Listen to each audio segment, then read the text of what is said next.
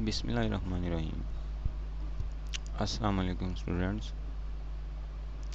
Pharmacy technician YouTube channel पर आपको खुशामदीद कहते हैं। और फार्मेसी टेक्नीशियन में आज हम डिस्कस करेंगे एनाटमी। और एनाटमी में हमारा टॉपिक होगा बोन्स। एनाटमी जो है एक मज़मून है, एक सब्जेक्ट है जिसमें हम किसी भी चीज़ की साहत को, स्ट्रक्चर को, उसके ढांचे को स्टडी करते हैं। और बोन्स, हड्डियाँ, जोड़, हमारी जिस्मानी इंसानी जिस्म का जो ढांचा है वो हड्डियों पे मुश्तमिल है। तो एनाटमी ऑफ बोन्स को आज हम डिस्कस करेंगे। So let's start students. Number 1, the bones. Bones actually जी हड्डियाँ होती हैं हमारी, जो कि मिनरल्स से बनती हैं। मोस्टली कैल्शियम उसमें काफ़ी होता है, फास्फोरस होता है। तो आज एक्चुअल हम जो पॉइंट्स हैं बोन्स से रिलेटेड वो डिस्कस करेंगे। Number 1, the definition of bones and then the physical properties. Physical means like हड्डी हमें जैसे नज़र आने वाली चीज़ को फिज़िकल कहते हैं, और जो नहीं आएगी नज़र उसे हम नॉन फिज़िकल कहेंगे। प्रॉपर्टीज़ किसी भी चीज़ की खसूसियत, उसमें पाए जाने वाले जो फीचर्स हैं उनको हम प्रॉपर्टी कहते हैं। तो फिज़िकल प्रॉपर्टीज़ यानी कि हड्डी का आँखों से मुशाहिदा करेंगे और उसकी खसूसियात का डिस्कस करेंगे। नंबर 3 पे आएगा जी टाइप्स। हर चीज़ की टाइप्स होती हैं मुख्तलिफ, तो हड्डियों की भी कुछ टाइप्स हैं, वो भी डिस्कस करेंगे। एंड लास्ट वन जो है वो हमारी कंपोजिशन। हर चीज़ जो है वो मुख्तलिफ चीज़ों से मिलकर बनती है। इसी तरह बोन्स की कंपोजिशन, की बनावट, उनमें कौन से मॉलिक्यूल्स हैं, उनमें कौन से मिनरल्स हैं, पार्टिकल्स हैं, ज़र्रात हैं, उनको हम डिस्कस करेंगे कि बोन्स कैसे बनती हैं। Let's start students. The number 1 point related to bone, definition, तारीफ़। बोन्स असल में होती क्या हैं? तो students, bones are the type of connective tissues which are strong and very rigid and provides। बोन्स जो हैं वो जुड़े हुए, जोड़ने वाले टिश्यूज़ पे मुश्तमिल है, जिसमें जो कि बहुत ताकतवर हैं और बहुत सख्त हैं, और ये मुहैया करते हैं सपोर्ट, सहारा देते हैं हमारे जिस्म को प्रोटेक्ट करते हैं इंटरनली तौर पर। लाइक दिल जो है वो पसलियों के पीछे होता है, तो वो प्रोटेक्शन देते हैं हमें। Number 3, the binds together. और ये हड्डियाँ एक दूसरे को जहाँ पे जोड़ है वहाँ पे ये जोड़ती हैं, बाइंड करती हैं। प्रोडक्शन, हाउ इनकी प्रोडक्शन क्या है? लास्ट हमारा पॉइंट इज़ द स्टोरेज।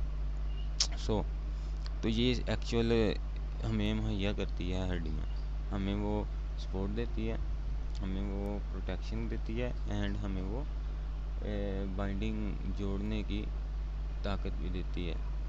जोड़ बनते हैं। प्रोडक्शन ये पैदा करती है, बनाती है, वो भी आगे डिस्कस करेंगे क्या बनाती है। स्टोरेज, और क्या स्टोर करती है ये भी आगे हम जाके डिस्कस करेंगे। So the physical properties, like bones have the following physical properties, जैसा कि अपीयरेंस, फिर उसकी ताकत, स्ट्रेंथ है, फिर उसकी size and then the shape. हमारी जो ये रान की हड्डी है ये मज़बूत है बजाय कि हमारी बाजू की हड्डी से, क्योंकि इसने वज़न पूरे बॉडी का अपने ऊपर वो करना हो, बेयर करना होता है। Number 3, the type. तो नाज़रीन, साइज़ और शेप के हिसाब से मुख्तलिफ़ किस्म की बोन्स हड्डियाँ होती हैं। जैसा कि कुछ बोन्स हैं जो लंबी होती हैं, हमारे बाजू की हैं, हमारी टांगों की हैं। कुछ शार्ट बोन्स होती हैं जो हमारी उंगलियों में हैं, जो हमारे जो है कलाइयों में हैं। और फ्लैट बोन्स, जैसा कि हमारे स्कल यानी कि हमारे दिमागी ढांचा जो है वो फ्लैट बोन्स का है। इरेगुलर बोन्स जो एक ख़ास शक्ल में नहीं होती। और सीज़ामॉइड बोन्स ये भी जो है वो हड्डियों की एक किस्म है। So the number 4 composition of the bone. अच्छा, कंपोजिशन के हिसाब से जो ये बोन्स हैं ये दो तरह की हैं, एक सख्त बोन कॉम्पैक्ट बोन और एक नरम बोन जैसा कि स्पॉन्जी। अच्छा, ये दो चीज़ों से बनती है हमारी बोन। जो बाहर वाला हिस्सा होगा वो होगा कॉम्पैक्ट बोन सख्त का, और जो अंदर वाला होगा वो होगा नरम स्पॉन्जी। सो तो जो कॉम्पैक्ट बोन है तो उसमें एक डेंस पार्ट होता है, सख्त होती है, प्रोटेक्ट करती है अंदर वाले हिस्से को। आउटर पार्ट होता है नॉन पोरस, सुराख नहीं होते इसमें, ब्लड वेजल्स भी इसमें नहीं होती, और इसे डेंस बोन भी कहते हैं। स्पॉन्जी बोन जो है ये एक नरम सॉफ्ट बोन होती है, और ये हड्डी को न्यूट्रिशन यानी कि खुराक ग़िज़ा मुहैया कहते हैं, न्यूट्रिशनल पोर्शन भी कहते हैं। और जो ये इनर पार्ट होता है नरम होता है। नरम क्यों होता है? क्योंकि इसमें ब्लड वेजल्स ने पेनिट्रेट करना है, इसलिए इसमें सुराख भी होंगे, और इसे कैंसिनियस बोन भी कहते हैं। सो तो ये फ्रेंड्स आज का हमारा टॉपिक था। सो कल हम बोन्स टिश्यूज़ को डिस्कस करेंगे। सो अगर कोई क्वेश्चन हो स्टूडेंट्स आपका तो आप कमेंट कर सकते हैं। हमारे चैनल को लाइक करें, सब्सक्राइब करें, ताकि आपको स्टडी रिलेटेड वीडियोस मिलती रहें और आप उसे अच्छे तरीके से समझ और याद कर सकें। अल्लाह हाफिज़।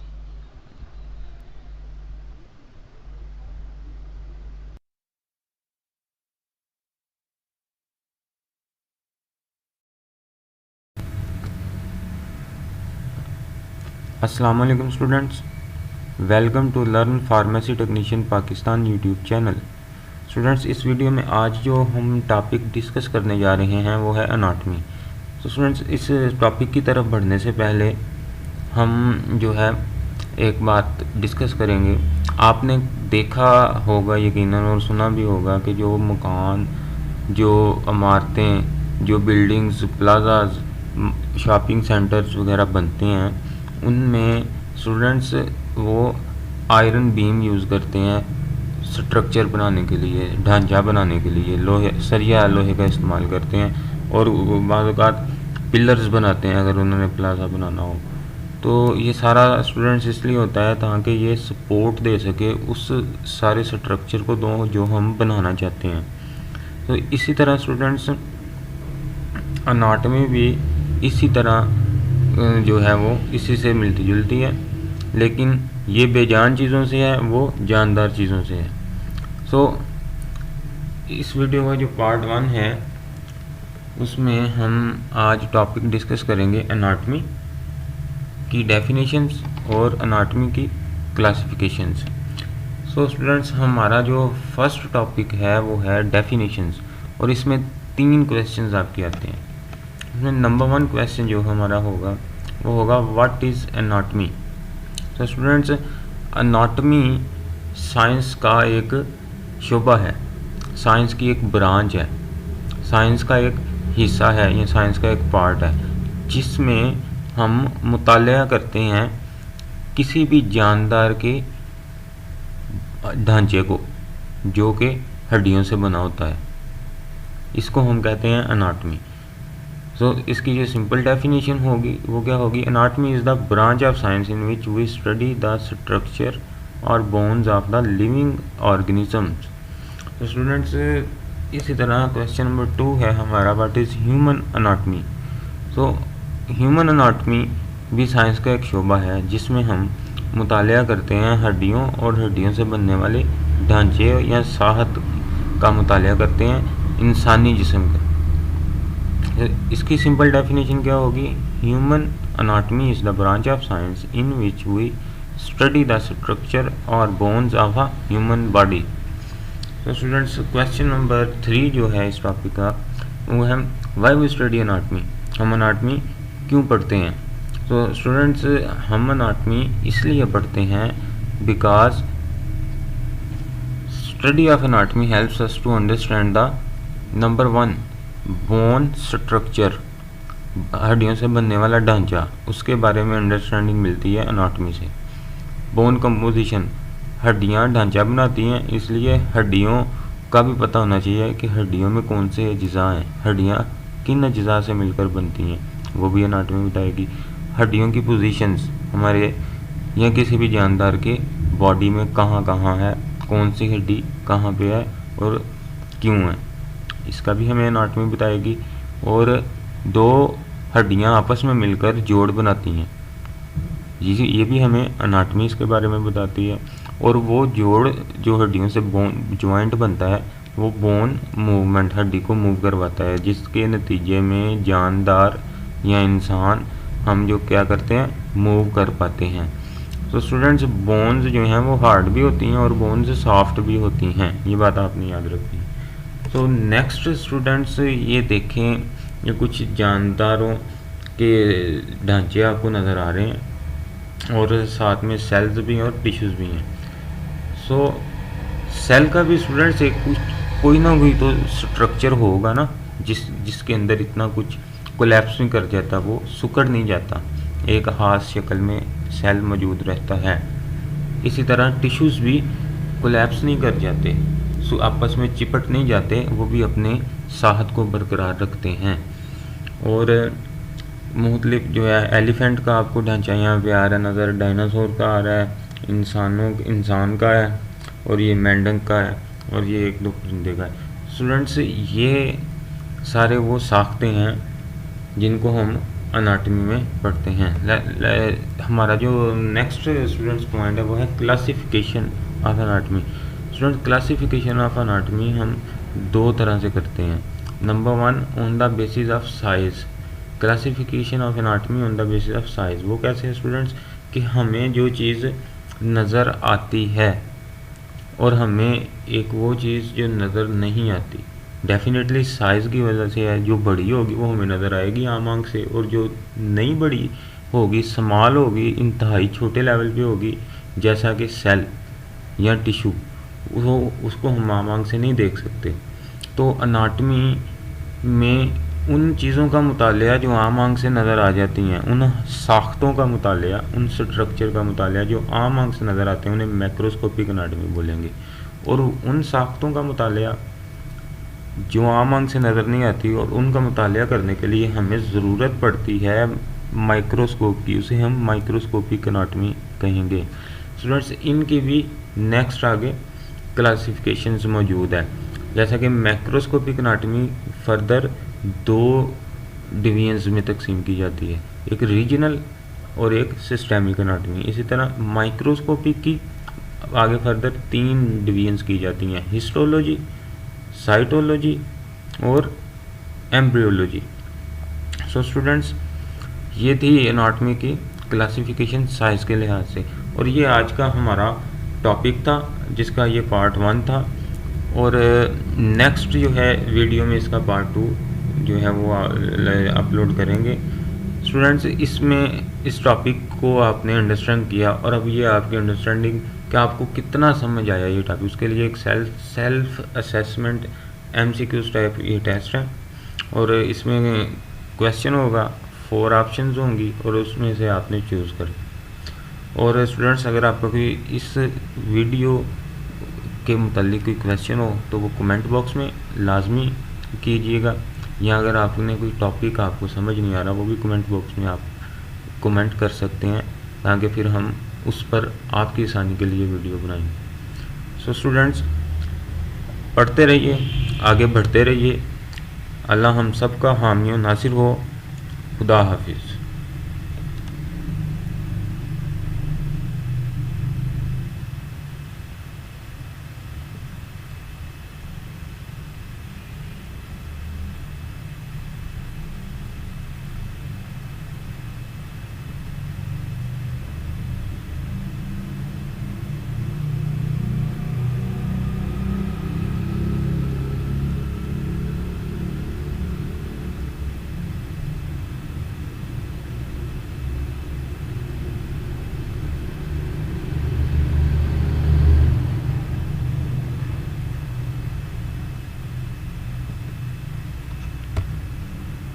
अस्सलाम वालेकुम students, welcome to learn pharmacy technician Pakistan YouTube channel.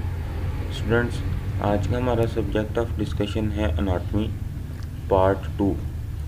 Students, previous video में पार्ट 1 में हमने डेफिनेशन और क्लासिफिकेशन का हाफ पार्ट डिस्कस किया था, और इस वीडियो में हम क्लासिफिकेशन का नेक्स्ट हाफ पार्ट डिस्कस करेंगे।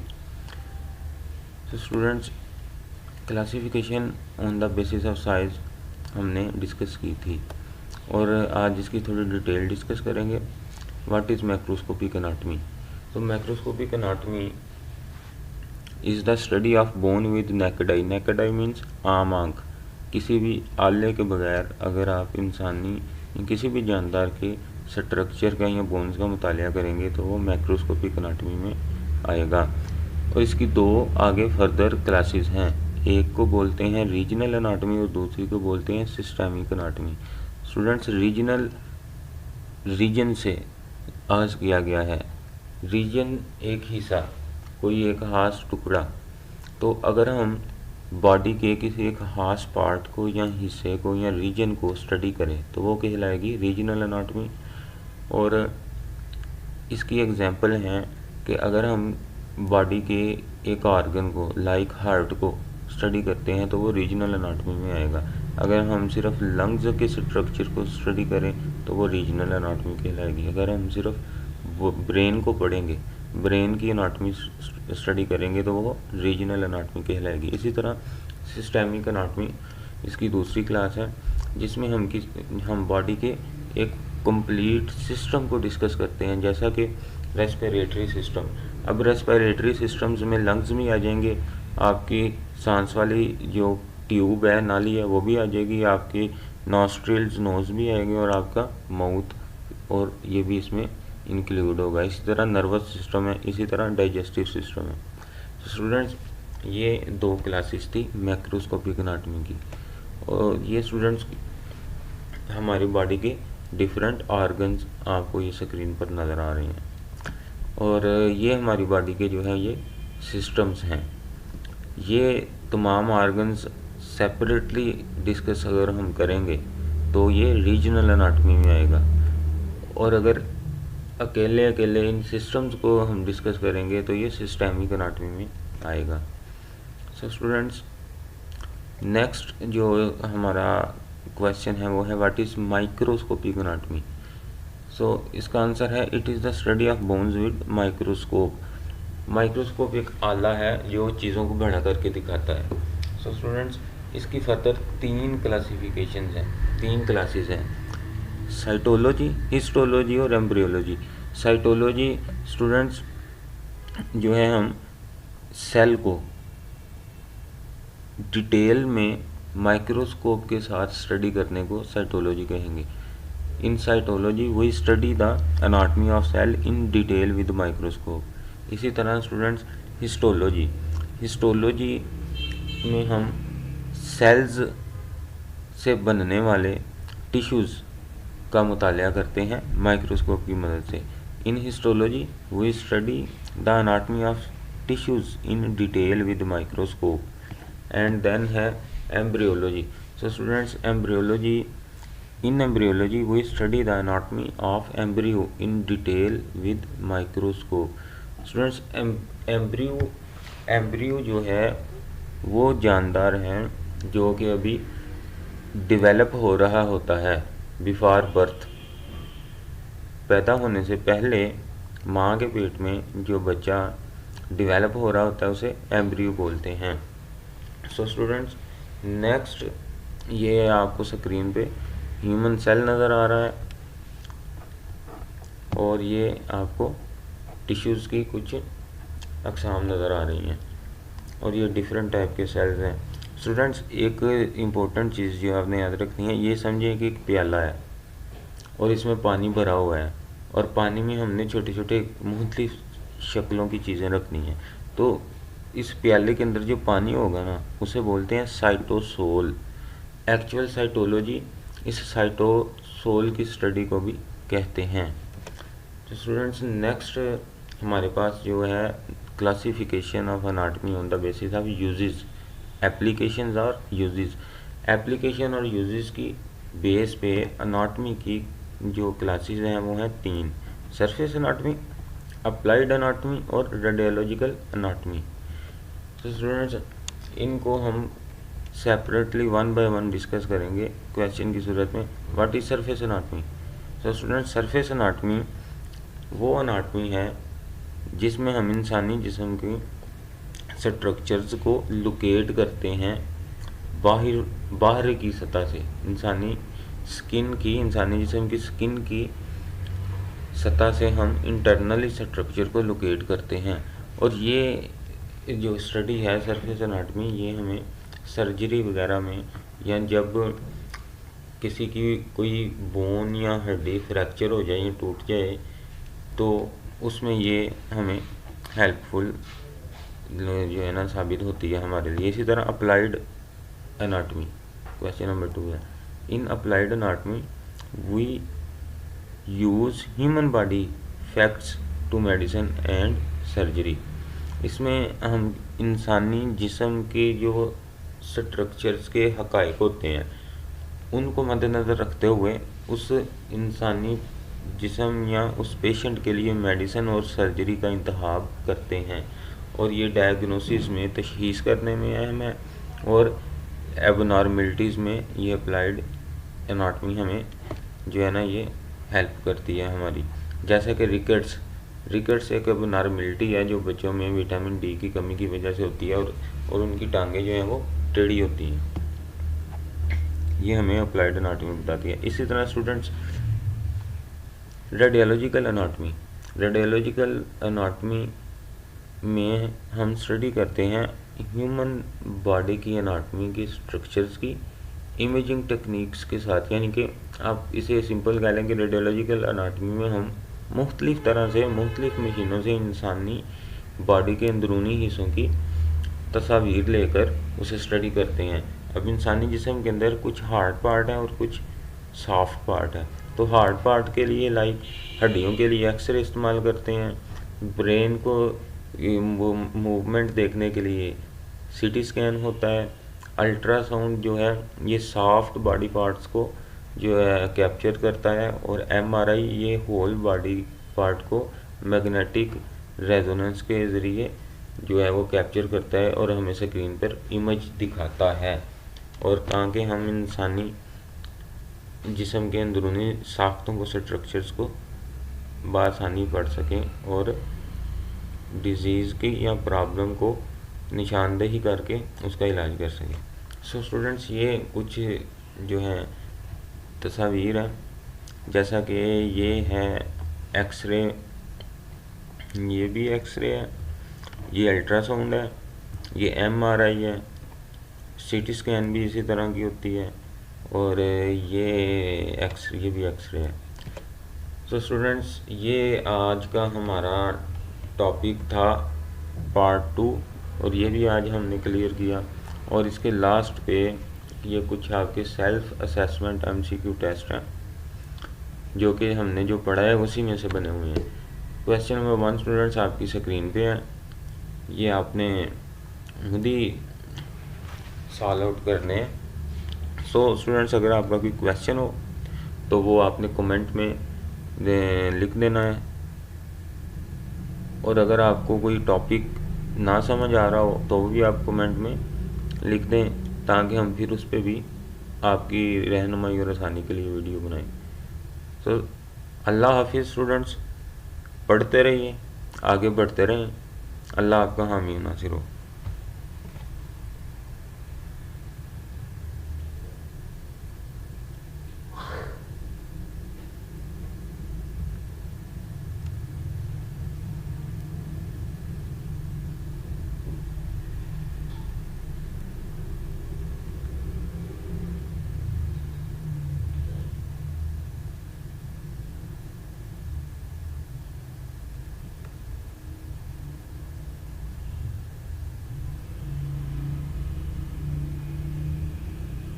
अस्सलाम वालेकुम, welcome to learn pharmacy technician Pakistan YouTube channel. दोस्तों उम्मीद करता हूँ आप सब खैरियत से होंगे।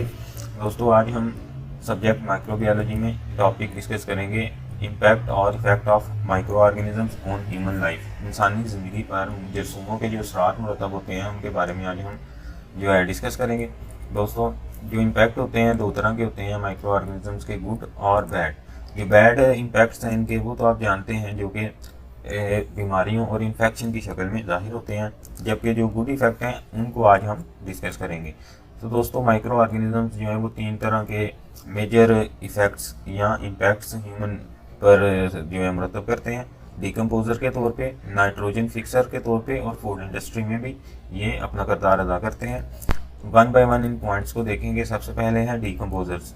तो दोस्तों डीकम्पोजर्स वो माइक्रो ऑर्गेनिजम्स होते हैं जो डेड प्लांट्स और एनिमल्स को, जो कि मर जाते हैं और ज़मीन की तहों में दबते चले जाते हैं, उन पर जो ये माइक्रो ऑर्गेनिजम्स मोस्टली बैक्टीरियाज होते हैं वो क्या करते हैं, उनके ब्रेक डाउन करते हैं, उनको तोड़ते फोड़ते हैं, और उनको तोड़ने फोड़ने के बाद उनमें से कुछ केमिकल एलिमेंट्स जो है वो निकालते हैं, और वो जो केमिकल एलिमेंट्स होते हैं वो जो बाकी लिविंग प्लांट्स एंड एनिमल्स होते हैं उनके लिए ज़रूरी होते हैं। तो इस तरह से ये जो लिविंग प्लांट्स और एनिमल्स होते हैं वो ये केमिकल्स यूज़ करते हैं और नशोनुमा पाते हैं, और एक वक्त आता है कि वो भी डेड हो जाते हैं, और उन पर भी माइक्रो ऑर्गेनिजम्स उनकी ब्रेक डाउन करते हैं और केमिकल एलिमेंट्स निकालते हैं, और दोबारा जो बाकी ज़िंदा पौधे और जानवर होते हैं वो उनको इस्तेमाल करते हैं, और ये लाइफ का साइकिल एक चलता रहता है। तो ये डीकम्पोजर्स जो होते हैं ये लाइफ के साइकिल की कंटिन्यूटी के लिए बड़े अहम होते हैं। तो इस लिहाज से ये ह्यूमन बीइंग पर जो है अपना गुड इम्पैक्ट्स छोड़ते हैं। तो दूसरा पॉइंट है वो है जी नाइट्रोजन फिक्सर। तो बैक्टीरिया जो हैं वो नाइट्रोजन फिक्सर के तौर पर काम करते हैं। वो कैसे? कुछ बैक्टीरिया जो हैं वो पौधों की जड़ों के साथ उनके साथ रहते हैं, उन पर रहते हैं, प्लांट्स रूट पर रहते हैं कि पौधों को ज़रूरत होती है नाइट्रोजन की। जो पौधों को नाइट्रोजन की ज़रूरत होती है तो वो नाइट्रोजन हवा में से नहीं ले सकते। जिस तरह इंसानों के लिए ऑक्सीजन बहुत ज़रूरी है, इसी तरह पौधों के लिए नाइट्रोजन बहुत ही ज़रूरी होती है। तो ये माइक्रो ऑर्गेनिजम्स क्या करते हैं, ये माइक्रो ऑर्गेनिजम्स जो हैं हवा में मौजूद जो नाइट्रोजन होती है उसको ले लेते हैं और उसको बदल देते हैं उस नाइट्रोजन में जो कि पौधे इस्तेमाल कर सकते हैं। यानी कि बैक्टीरिया हवा से नाइट्रोजन की एक किस्म को लेते हैं और उसे नाइट्रोजन की उस किस्म में बदल देते हैं जो कि पौधे इस्तेमाल करते हैं और अपनी नशोनुमा को आगे बढ़ाते हैं, और इस अमल को कहते हैं नाइट्रोजन फिक्सेशन। और उन माइक्रो ऑर्गेनिजम्स को और यहाँ बैक्टीरियाज को जो कि नाइट्रोजन फिक्सेशन का प्रोसेस करते हैं उन्हें बोलते हैं नाइट्रोजन फिक्सर। तो इस लिहाज से भी ये अच्छा इम्पैक्ट जो है ह्यूमन पे मुरतब करते हैं। तीसरा और आखिरी इनका इम्पैक्ट है माइक्रो ऑर्गेनिज्म का, वो है फूड इंडस्ट्री में। दोस्तों फूड इंडस्ट्री में डिफरेंट जो प्रोडक्ट्स बनती हैं, जैसा कि डेयरी आइटम्स हैं, जो दूध से बनने वाली चीज़ें हैं, चीज़ है, पनीर बोलते हैं जिसे, योगर्ट है, दही, चॉकलेट वगैरह जो है ये माइक्रो ऑर्गेनिज्म मोस्टली बैक्टीरिया की मौजूदगी में तैयार होते हैं। इसी तरह जो बेकिंग आइटम्स हैं जैसा कि ब्रेड है, रस हैं, बन होते हैं जो हम खाते हैं, ये सारे भी बैक्टीरिया या फंजाई जिसे यीस्ट बोलते हैं उसकी मदद से जो है ये चीज़ें जो है वो तैयार की जाती हैं। तो दोस्तों आगे जो है वो है जी अल्कोहलिक बेवरेजेस, वो मशरूबात जिनमें अल्कोहल पाई जाती है, जैसा कि वाइन्स वगैरह जो हैं, इनको भी माइक्रो ऑर्गेनिजम्स की मौजूदगी में तैयार किया जाता है। नेक्स्ट है जो दोस्तों टेम्फ। टेम्फ जो है एक इम्पोर्टेंट MCQ भी है। टेम्फ क्या है? टेम्फ एक इंडोनेशियन फूड है जो कि बैक्टीरिया की मदद से तैयार की जाती है। इसी तरह लास्ट जो है पिकल्स एंड विनीगर्स। पिकल्स बोलते हैं अचार को, और विनीगर या विनीगर बोलते हैं सिरके को। अचार और सिरके की तैयारी भी बैक्टीरिया या माइक्रो ऑर्गेनिज्म की मदद से मुमकिन होती है। तो दोस्तों ये माइक्रो ऑर्गेनिजम्स के गुड इम्पैक्ट्स जो वो इंसानी ज़िंदगी पर मुरतब करते हैं। दोस्तों उम्मीद करता हूँ कि आपको ये वीडियो पसंद आई होगी।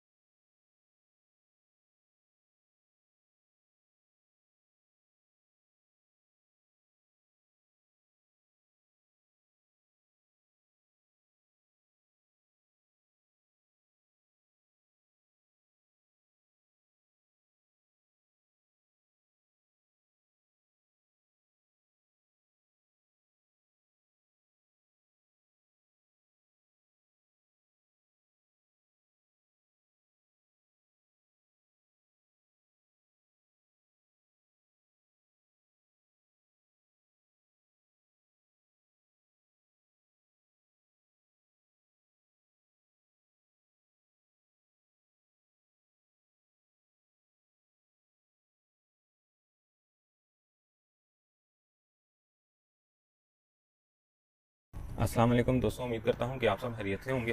दोस्तों आज हम सब्जेक्ट बायोकेमिस्ट्री में टॉपिक न्यूक्लिक एसिड को डिस्कस करेंगे और ये 4 पॉइंट आपकी स्क्रीन पर हैं जिनको हम डिस्कस करेंगे और इन चारों पॉइंट्स में एक क्वेश्चन है जो आपकी स्क्रीन पर है, ये हम डिस्कस करेंगे आज। 4 क्वेश्चन हैं और 4 ही पॉइंट है। तो पहले क्वेश्चन और पॉइंट की तरफ बढ़ते हैं। Introduction and definition. What is the definition of nucleic acid? Nucleic acid की तारीफ क्या है? तो वो आपकी स्क्रीन पर है। The macro molecules, macro means large, the large molecules or the macromolecules which are important for all form of life are called nucleic acid। ऐसे मॉलिक्यूल्स जो कि हर तरह की ज़िंदगी के लिए बहुत इंपॉर्टेंट होते हैं, उनके बगैर ज़िंदगी मुमकिन नहीं होती, उन्हें कहते हैं न्यूक्लिक एसिड। तो all form of life, every life, हर तरह की लाइफ, चाहे वो माइक्रो ऑर्गेनिज्म है, चाहे वो प्लांट है, चाहे एनिमल्स है, चाहे ह्यूमन बींग है, तो सबके लिए न्यूक्लिक एसिड बहुत ज़रूरी है। और न्यूक्लिक एसिड बनता किससे है ये भी देख लेते हैं। It is made up of monomers. Monomers को कहते हैं स्मॉल यूनिट्स, ठीक है जी। जब ये मोनोमर्स एक दूसरे से मिलते जाते हैं तो वो एक मॉलिक्यूल बनाते हैं जिसे हम बोलते हैं nucleotide, which are called also nucleotide. तो न्यूक्लियोटाइड क्या होता है, अब ये देखते हैं। What are nucleotides?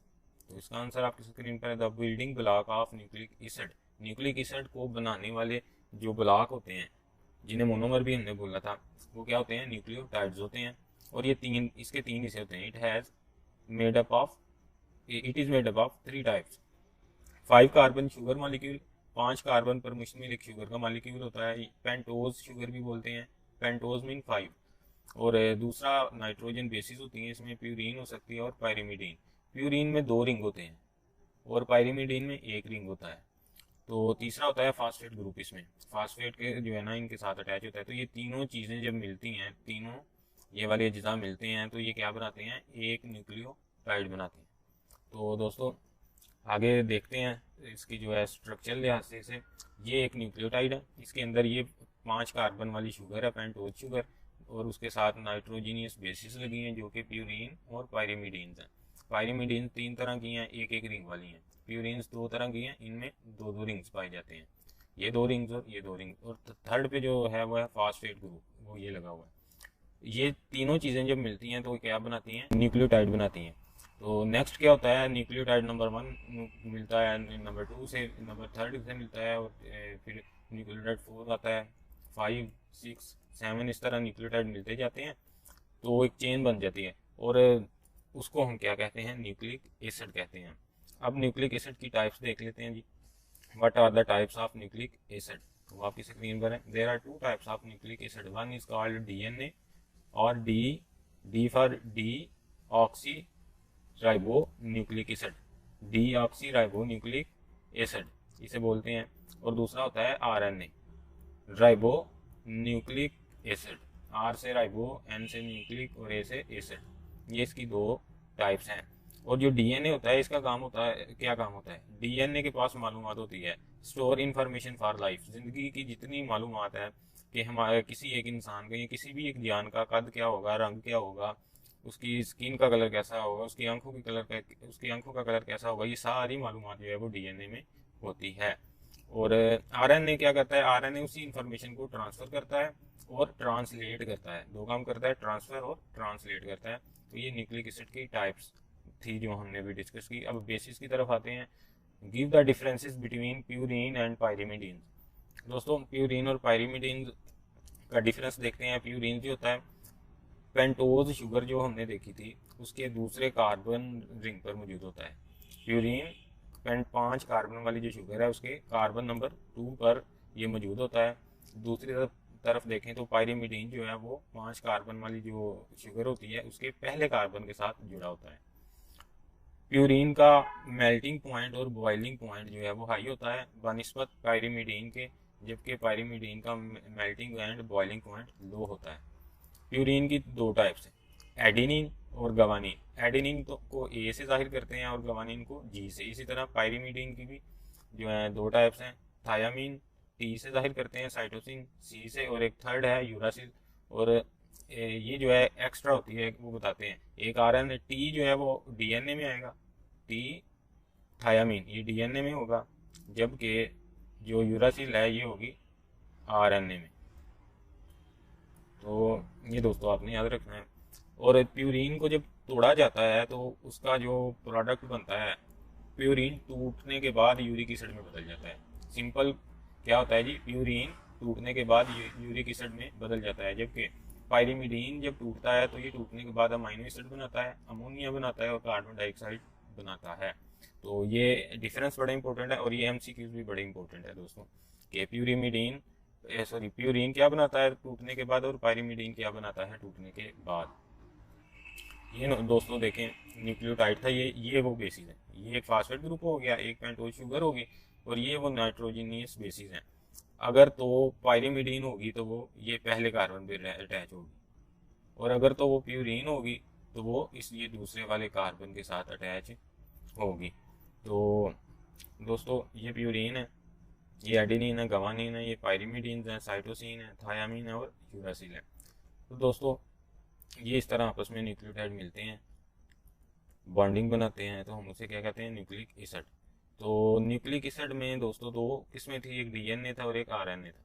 अब जो डीएनए में ये जो बेसिस हैं ये देख लें कैसे होती हैं।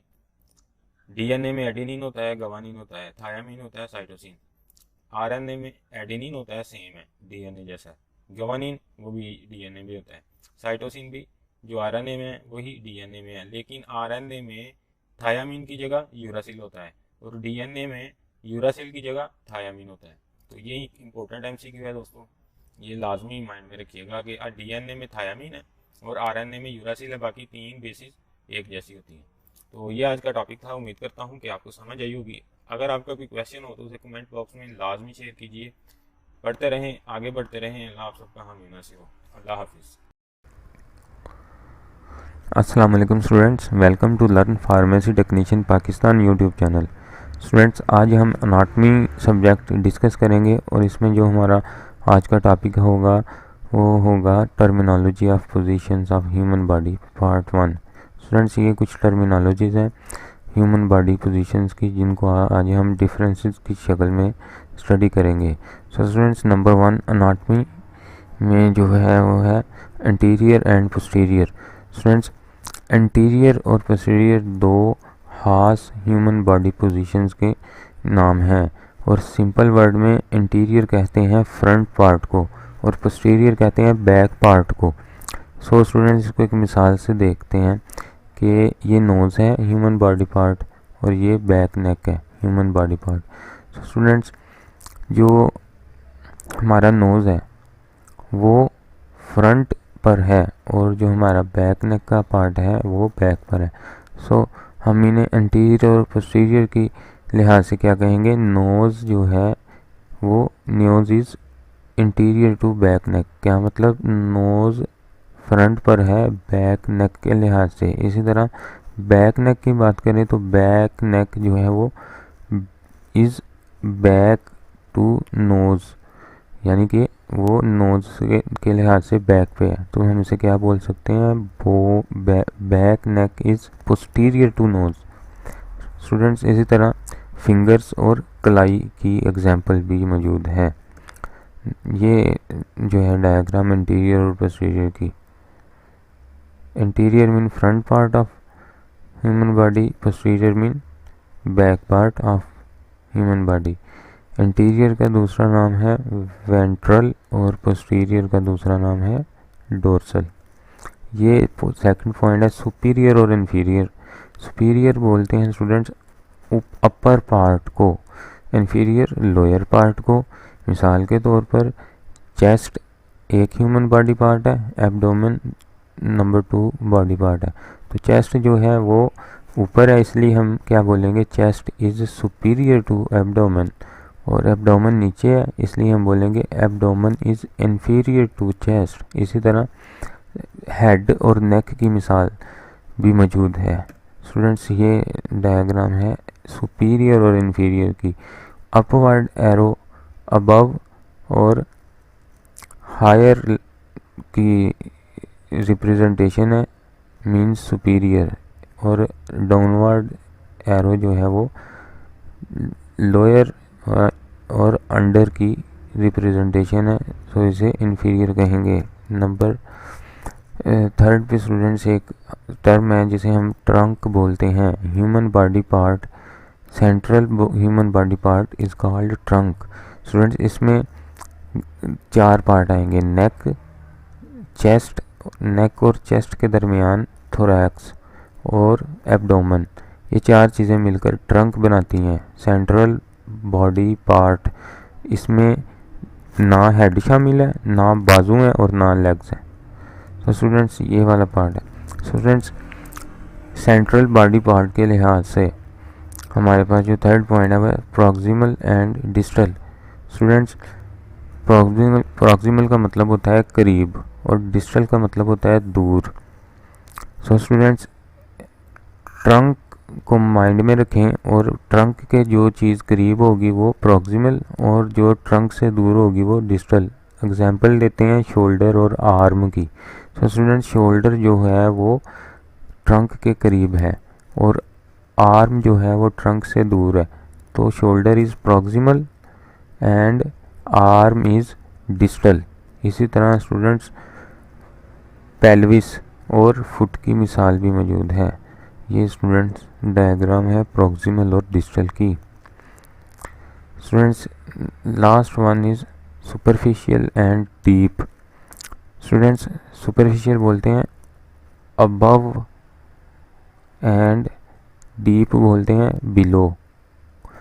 सो स्टूडेंट्स मिसाल के तौर पर कि किसी रूम का, कमरे का जो फ्लोर छत होता है उसके नीचे वाला हिस्सा वो क्या होगा बिलो और उसके ऊपर वाला हिस्सा क्या होगा अबव, और दरमियान वाली वो लेयर, वो जो छत है वो लेयर है जो ये हमें बता रही है कि ऊपर छत है और नीचे जो है वो से ग्राउंड है। और इसी तरह superficial mean upper and deep mean lower. So students ये स्किन और बोन के दरमियान एक टिश्यूज़ की तय है ये, ठीक है जी। अब इन टिश्यूज़ के ऊपर क्या है स्किन, तो स्किन क्या होगी सुपरफिशियल और जो बोन्स हैं वो इन टिश्यूज़ के क्या हैं नीचे हैं। सो बोन्स क्या होंगी डीप। सो स्टूडेंट्स इसी तरह एक और एग्जांपल है हमारे स्कल की और हमारे ब्रेन की।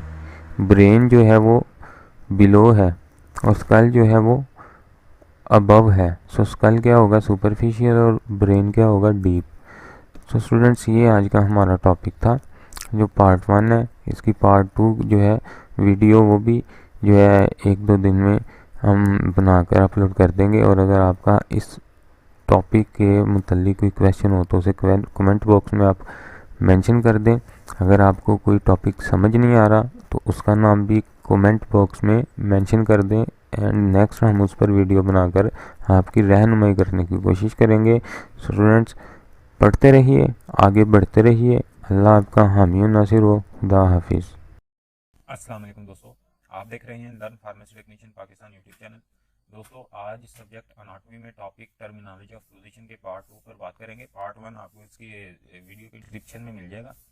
दोस्तों आगे बढ़ते हैं टर्मिनोलॉजी ऑफ पोजीशन में। सबसे पहले देखेंगे व्हाट इज मीडियल लाइन, और जो मेन पॉइंट है इस टॉपिक के वो ये हैं मीडियल एंड लैटरल का डिफरेंस देखेंगे, स्पीरोमीडियल और इंफीरोमीडियल का डिफरेंस, इप्सिलैटरल और कॉन्ट्रालैटरल का डिफरेंस देखेंगे। आगे बढ़ने से पहले what is medial line, medial line को देख लेते हैं। दोस्तों आपकी स्क्रीन पर ये एक ह्यूमन बॉडी है और हम इसकी मदद से समझते हैं कि मीडियल लाइन क्या होती है। दोस्तों एक ऐसी तस्वरी लाइन आप तस्वर करें कि आपकी बॉडी को 2 हिस्सों में जो तकसीम कर दे। The imaginary line in the centre of body and cut body into 2 parts is called medial line और mid line. Center of body में एक लाइन आप तस्वर करें अपनी बॉडी में जो बॉडी को 2 हिस्सों में तकसीम कर दे, इसको हम बोलते हैं मीडियल लाइन। नेक्स्ट दोस्तों मीडियल एंड लैटरल का डिफरेंस देखते हैं। दोस्तों मीडियल बोलते हैं near to the centre of body, और मिड लाइन के या मीडियल लाइन के करीब तरीन जिस्म के जो अज्जा होंगे, हिस्से होंगे, उन्हें मीडियल बोलेंगे। Away from the centre of body और मीडियल लाइन, और जो मिड लाइन या मीडियल लाइन से दूर हिस्से होंगे या अज्जा होंगे जिस्म के बॉडी के, उन्हें लैटरल बोलेंगे। ये मीडियल लाइन है, ठीक है जी। ये जो इस लाइन के करीब तरीन बॉडी पार्ट्स होंगे वो मीडियल कहलाएंगे और जो दूर होंगे वो लैटरल कहलाएंगे। जैसा कि अगर आप देखें इस तस्वीर में तो ये जो नोज़ आपको नज़र आ रहा है ये लाइन के करीब है बनिस्बत इस आंख के, तो हम क्या बोलेंगे कि नोज़ इज़ मीडियल, और अगर लैटरल की बात करें तो हम बोलेंगे eye is lateral to nose and nose is medial to eye. आंख के लिहाज से जो हमारा नाक है वो मीडियल लाइन के करीब है, जबकि हमारी जो आंख है वो जो है लैटरल है। किस लिहाज से? नोज के लिहाज से, कि आंख दूर है मीडियल लाइन से नाक की जगह निस्बत। दोस्तों इसी तरह एक और एग्जांपल देख लेते हैं। Shoulder is medial to arm. ये जो कंधा है हमारा, ये मीडियल लाइन के करीब है बनिस्बत हमारे बाजू के, ठीक है जी, जिसका डिफरेंस ज्यादा बनता है। तो शोल्डर क्या होगा? मीडियल, और आर्म क्या हो जाएगा? लेटरल। तो दूसरा डिफरेंस देखते हैं स्पीरोमीडियल एंड इंफीरोमीडियल में। स्पीरोमीडियल जी upper and near to the centre of body. Medial का आपको पता है, मीडियल का क्या मतलब है? बॉडी की जो मीडियल लाइन है उसके करीब तरीन के अज्जा। सुपीरो और इन्फीरो को समझ लें। सुपीरियर का मतलब होता है ऊंचा, ऊपर, अपर, ठीक है जी, और इन्फीरियो का मतलब होता है बिलो, नीचे। तो बॉडी को दो हिस्सों में तकसीम करें, ठीक है जी, एक ऊपर वाला हिस्सा और एक नीचे वाला हिस्सा। तो upper and near to the centre of body. Superomedial वो जिस्म के हिस्से जो कि अपर हो, ऊपर हो, और near to the centre of body और मीडियल लाइन के करीब हो। और इंफीरोमीडियल कौन से अज्जा होंगे? जिस्म के ये हिस्से होंगे वो हिस्से जो लाइन के तो करीब होंगे मीडियल लाइन के, बट बिलो होंगे, उन्हें हम इंफीरोमीडियल बोलेंगे। Below and away from the centre of body. तो दोस्तों एग्जाम्पल देखते हैं। यहाँ पे लेफ्ट पे हमारा हार्ट होता है, ठीक है जी, और यहाँ पे लंग्स होते हैं, ठीक है जी। तो दोस्तों हार्ट इज सुपीरोमीडियल टू लंग्स। अगर देखें दोनों करीब हैं, दोनों मिड लाइन के क्या है? करीब है, लेकिन हार्ट क्या है? सुपीरियर है, लंग्स के ऊपर है, तो क्या बोलेंगे? सुपीरोमीडियल। इसी तरह लंग्स जो है वो भी मीडियल लाइन के करीब है, लेकिन वो हार्ट से नीचे है, इसलिए उसे क्या बोलेंगे? Lungs are inferomedial to heart. तो दोस्तों मीडियल का आपको पता है, ये बड़ा सिंपल है, बड़ा आसान है, बस आपने सुपीरो और इन्फीरो को समझना। Superior and inferior. सुपीरियर का मतलब होता है ऊंचा, इन्फीरियर का मतलब होता है नीचे। दोस्तों ये एक दूसरा डिफरेंस था सुपीरोमीडियल और इन्फीरोमीडियल में। और थर्ड पे है जी इप्सिलैटरल एंड कॉन्ट्रालैटरल। इसमें एक चीज तो कॉमन है, lateral mean away from mid line, लेकिन इप्सी को और कॉन्ट्रा को समझना है। इप्सी मीन सेम, इप्सी का मतलब होता है सेम साइड, और कॉन्ट्रा का मतलब होता है अपोजिट साइड। जो कॉन्ट्रा है, कॉन्ट्रा का मतलब होता है अपोजिट साइड। तो ipsilateral it means same side and contralateral it means opposite side. Ipsilateral में एग्जांपल देखते हैं, लिवर एंड पैंक्रियाज। यहाँ पे दोस्तों ये लिवर है और ये पैंक्रियाज है, दोनों एक तरफ है, दोनों क्या है? एक ही तरफ है, बॉडी के एक ही तरफ है। और जब देखें एक और एग्जांपल देखते हैं, यहाँ पे है हार्ट और यहाँ पे है लीवर, ठीक है जी। तो हार्ट एक साइड पे है और लीवर एक साइड पे है, तो ऐसे अज्जा को हम बोलेंगे कॉन्ट्रालैटरल। और अगर दोनों एक ही तरफ पाए जाते हो तो उन्हें बोलेंगे इप्सिलैटरल। जैसा कि यहाँ पे भी आप देख सकते हैं, लीवर और पैंक्रियाज एक ही साइड पे हैं बॉडी के, इस तरफ, जबकि हार्ट इधर होता है लेफ्ट पे और लीवर क्या होता है? राइट पे होता है। तो दोस्तों ये था आज का टॉपिक। उम्मीद करता हूँ कि आपको समझ आया होगा। अगर आपका कोई क्वेश्चन हो तो उसे कमेंट बॉक्स में लाजमी मेंशन कीजिएगा। पढ़ते रहें, आगे बढ़ते रहें। अल्लाह आप सबका हामी नासिर। अल्लाह हाफिज़। अस्सलाम वालेकुम, welcome to learn pharmacy technician Pakistan YouTube channel. दोस्तों उम्मीद करता हूँ कि आप सब खैरियत से होंगे। आज हम सब्जेक्ट फिजियोलॉजी में टॉपिक का सेल डिस्कस करेंगे, और इसमें जो हमारा क्वेश्चन होगा वो होगा लाइसोसोम से मुतालिक। व्हाट आर लाइसोसोम्स और डिस्क्राइब द लाइसोसोम्स। ये पढ़े हैं लाइसोसोम। इसे अगर बड़ा करके देखें तो इस तरह नजर आएगा। इसके दो हिस्से हैं, एक अंदर वाला और एक बाहर वाला। बाहर इसकी मेम्ब्रेन है जो इसे कवर करती है, और अंदर इसके प्रोटीन या एंजाइम्स होते हैं। दोस्तों इससे मुतालिक क्वेश्चन आपकी स्क्रीन पर है। Briefly describe the lysosomes. मुख्तसरन लाइसोसोम्स की वजाहत करें। तो lysosomes the very small vesicles, छोटी छोटी थैलियां होती हैं कंटेनिंग वेरियस एंजाइम्स, जिनमें मुख्तलिफ किस्म के एंजाइम होते हैं, आर कॉल्ड लाइसोसोम्स, और उन्हें हम लाइसोसोम बोलते हैं। Lysosomes are also called digestive system of cell. इनको किसी सेल का डाइजेस्टिव सिस्टम भी कहा जाता है। क्यों? क्योंकि डाइजेस्टिव सिस्टम जो हमारा होता है, स्टोमिक मैदा होता है, वो क्या करता है जी, चीज़ों को तोड़ता है, वो खुराक जो हम खाते हैं उसे डिवाइड करता है। इसी तरह एक सेल के अंदर लाइसोसोम का काम भी यही होता है कि वो मॉलिक्यूल्स को और सब्सटेंस को छोटे छोटे पीसेस में तकसीम कर देता है। फिर इसका थर्ड और लास्ट पॉइंट जो है, दीज वेजिकल्स, ये जो थैलियाँ होती हैं, आर रिस्पॉन्सिबल फॉर ब्रेकिंग, जिम्मेदार होती हैं तोड़ने के लिए लार्ज अनवांटेड बड़े मॉलिक्यूल्स और गैर ज़रूरी मॉलिक्यूल्स को ये तोड़कर छोटे छोटे पीसेस में तकसीम करते हैं ताकि उन्हें सेल से रिमूव किया जा सके। दोस्तों, ये आज का हमारा टॉपिक था, लाइसोसोम। उम्मीद करता हूँ कि आपको समझ आया होगा। अगर आपका कोई क्वेश्चन हो तो आपसे कमेंट बॉक्स में लाजमी लिखिएगा। वीडियो देखने का शुक्रिया। पढ़ते रहें, आगे बढ़ते रहें। अल्लाह आप सबका हामी नासिर हो। अल्लाह हाफिज़। Welcome to learn pharmacy technician Pakistan YouTube channel. दोस्तों, उम्मीद करता हूँ कि आप सब खैरियत से होंगे। आज हम सब्जेक्ट फिजियोलॉजी में द सेल को डिस्कस करेंगे। और द सेल में एक ऑर्गेनल होता है जो इंतहाई छोटे साइज का होता है, जिसे हम राइबोसोम बोलते हैं। ये रेत के जर्रों की तरह होता है। ये डिस्कस करेंगे आज हम। ये आपकी स्क्रीन पर राइबोसोम है। इससे मुतालिक ये क्वेश्चन है, वो आपकी स्क्रीन पर है। What are ribosomes? Ribosomes, the granular type particles present in cell cytoplasm are called ribosomes. रेत के जर्रों जैसे छोटे छोटे जर्रात जो कि सेल के साइटोप्लाज्म में हों, उन्हें क्या कहते हैं? राइबोसोम्स। क्या इसके मेजर और इम्पोर्टेंट 3 पॉइंट है वो देख लें। It is also known as protein synthesis house. इसे क्यों बोलते हैं प्रोटीन सिंथेसिस हाउस? क्योंकि ये प्रोटीन बनाने में सेल की मदद करता है। They are very tiny granule. ये बहुत ही छोटे छोटे जर्रात होते हैं जो कि एंडोप्लाज्मिक रेटिकुलम की सतह पर पाए जाते हैं। और जिस एंडोप्लाज्मिक रेटिकुलम की सतह पर ये पाए जाएं उसे रफ एंडोप्लाज्मिक रेटिकुलम कहते हैं, ER। They form protein. और ये क्या बनाते हैं? प्रोटीन। इससे अमीनो एसिड से प्रोटीन बनाते हैं और इस्तेमाल क्या करते हैं? RNA को। ये आपकी स्क्रीन पर इनका जो है डायग्राम है इसकी, जिसमें ये RNA का टेम्पलेट है। ये जो लाइन नजर आ रही है आपको CD की तरह, ये क्या है? RNA राइबोसोम के अंदर से गुजरता है और ये अमीनो एसिड जुड़ते जाते हैं और फाइनली क्या बन जाती है? प्रोटीन बन जाती है। दोस्तों, ये आज का हमारा क्वेश्चन था राइबोसोम से मुतालिक। उम्मीद करता हूँ कि आपको समझ आई होगी, पसंद आया होगा। और अगर आपका कोई क्वेश्चन हो तो उसे कमेंट बॉक्स में लाजमी लिखिए। वीडियो देखने का शुक्रिया। पढ़ते रहें, आगे बढ़ते रहें। अल्लाह आप सबका हामी नासिर हो। अल्लाह हाफिज़। अस्सलाम वालेकुम। उम्मीद करता हूँ कि आप सब खैरियत से होंगे। दोस्तों, आज हम सब्जेक्ट बायोकेमिस्ट्री में जो टॉपिक डिस्कस करेंगे वो है विटामिन्स।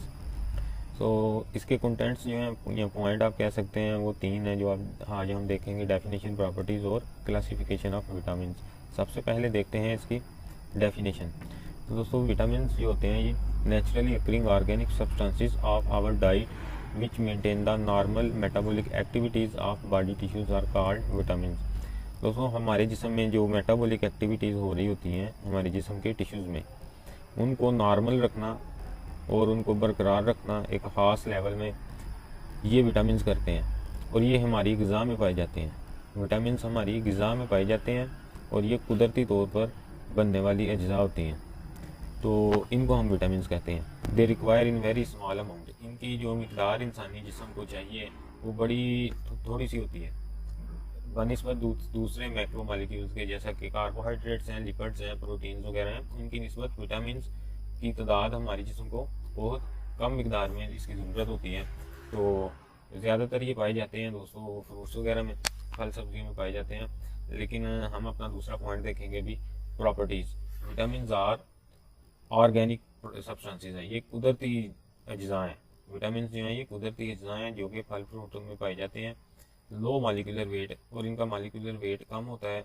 मॉलिक्यूल का जो वज़न है ना, विटामिन एक मॉलिक्यूल तस्वुर करें और उसका फिर वेट करें तो वो क्या होगा? मॉलिक्यूलर वेट वो विटामिन का लो होता है। Essential for growth and development, ये हर तरह की लाइफ की ग्रोथ और डेवलपमेंट में, उनकी नशोनुमा में बड़े ज़रूरी है। एसेंशियल का मतलब है जी अहम, इंतहाई ज़रूरी। सिंथेसाइज्ड इन बॉडी, कुछ विटामिन हमारे जिस्म में जो हमारा जिस्म खुद बना लेता है, लेकिन कुछ विटामिन हमारा जिस्म नहीं बना पाता, तो वो हमें बाहर से इनटेक करने पड़ते हैं, जो कि हमें खाने की सूरत में जो है मिलते हैं, खाने पीने की सूरत में, not destroyed in digestive system. और हमारा जो निज़ामी निज़ाम है, जैसे हमारे मादा स्टॉमिक है, जो स्टॉमिक में जो प्रोसेसेस जो अमाल चलते हैं, हम जब खाना खाते हैं उसके बाद जो हो रहा होता है, लेकिन उन तमाम प्रोसेसेस का असर जो है वो इन पर नहीं होता, तो इजीली ये ब्लड में जो है अब्जॉर्ब हो जाते हैं, जज़ब होते हैं और अपना फंक्शन जो है वो परफॉर्म करते हैं। तो ये प्रॉपर्टीज़ थी। आगे है जी क्लासिफिकेशन ऑफ विटामिन। तो दोस्तों विटामिन जो जनरली तौर पर दो तरह के हैं, और ये किस बुनियाद पे दो तरह के हैं, ये सॉल्युबिलिटी की बुनियाद पे हैं कि ये हल कितने होते हैं पानी में और हल कितने होते हैं चिकनाहट वाली चीज़ में। तो देखते हैं ये फैट सॉल्युबल विटामिन, ये वो विटामिन हैं जो कि पानी में हल नहीं होते। ये ऑयल वगैरह में, बटर वगैरह में जो चिकनाहट वाली चीज़ें होंगी उनमें ये हल होंगे। और ये कौन से विटामिन होते हैं? Vitamin A, vitamin D, vitamin E और विटामिन के। ये दोस्तों 4 विटामिन वो हैं जो पानी में हल नहीं होते। इसलिए जब भी कोई पेशेंट को डॉक्टर रिकमेंड करता है ये विटामिन, तो अगर वो ए, डी, ई और के में से हों तो वो दूध के साथ या किसी और चीज़ के साथ खाने को कहेंगे, पानी के साथ खाने को नहीं कहते, क्योंकि ये पानी में हल नहीं होते। तो जो दूसरी किस्म है इसकी विटामिन की सॉल्युबिलिटी के लिहाज से वो है वाटर सॉल्युबल। तो वो विटामिन जो पानी में हल होते हैं वो दो हैं जी, विटामिन सी और विटामिन बी। कुछ मजीद डिफरेंसेस हैं जो विटामिन फैट सॉल्युबल विटामिन और वाटर सॉल्युबल विटामिन के दरमियान है। तो सॉल्युबिलिटी है उनकी, एब्जॉर्प्शन है, स्टोरेज है, एक्सक्रीशन है, एक्सेस इनटेक है, डेफिशिएंसी, ट्रीटमेंट। ये कुछ पॉइंट हैं जो कि डिफरेंस के लिए हैं, वाटर सॉल्युबल और फैट सॉल्युबल। तो दोस्तों उम्मीद करता हूँ कि आपको समझ आई होगी। अगर आपको कोई क्वेश्चन हो तो कमेंट बॉक्स में उसे लाजमी मेंशन कीजिएगा। पढ़ते रहिए, आगे बढ़ते रहिए। अल्लाह।